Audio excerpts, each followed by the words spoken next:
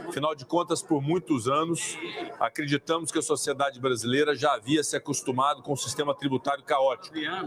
Nos anos 1980, o tributarista Augusto Becker escreveu um livro em que chamava o nosso sistema de carnaval tributário, uma clara alusão à desordem que caracterizava o seu funcionamento.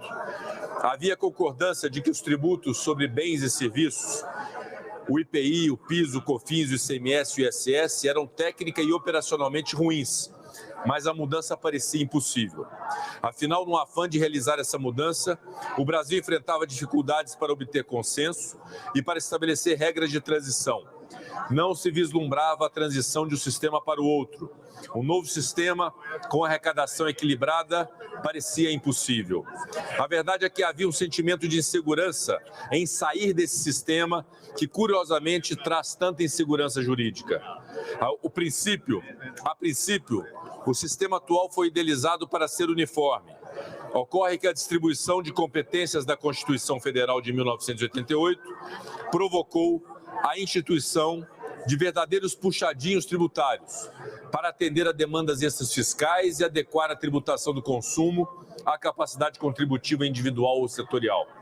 A solução encontrada foi uma combinação de tributos incidentes na origem, com base de consumo fragmentada entre bens e serviços, cumulatividade e inúmeras regras distribuídas entre a União, os estados e os municípios. O resultado, infelizmente, prejudicou o crescimento econômico, agravou a insegurança jurídica e resultou em uma excessiva judicialização. Não é exagero dizer, esse cenário levou o Brasil a ficar para trás. Ficamos para trás em crescimento, em modernização, em investimentos, em industrialização. Toda a complexidade tributária nos demais países está na apuração e no pagamento do imposto de renda. Tributo que busca alcançar a todos, mas de maneira individualizada conforme a capacidade contributiva. No IVA dos países estrangeiros, busca-se a simplicidade em tributar todas as operações econômicas de maneira idêntica, ainda que comportando pontuais e justificadas exceções. No Brasil, temos o inverso. A tributação sobre o consumo, que poderia e devia ser simples, ficou complexa. Ao mesmo tempo, a tributação nacional do imposto de renda é simples, embora devesse comportar uma maior complexidade, apta a considerar a capacidade contributiva sem gerar injustiças. A cumulatividade e a fragmentação da tributação dos bens e serviços dificultam a operação das empresas sediadas no Brasil. Os empresários não conseguem ter um planejamento claro sobre o quanto de imposto é realmente devido, ainda mais quando não conseguem calcular adequadamente os impostos já pagos nas etapas anteriores à cadeia produtiva. E é claro que esse cenário de incertezas prejudica não apenas a atividade empresarial, mas sobretudo o consumidor final.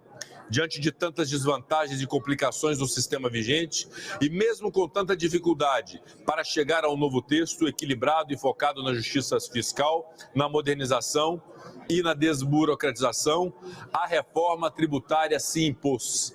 A reforma hoje aprovada por esse plenário se impôs porque não havia mais como adiá-la. A reforma se impôs porque o Brasil não podia mais conviver com o atraso. Estudos, palestras, seminários, audiências públicas foram realizados e amplamente difundidos, mostrando o potencial de simplificação e crescimento econômico em razão da reforma tributária.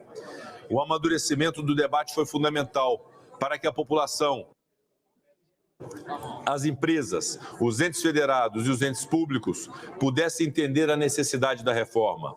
Mais do que isso, o debate aprofundado foi essencial para diminuir a incerteza e afastar o medo de uma tão ampla reformulação do sistema tributário nacional.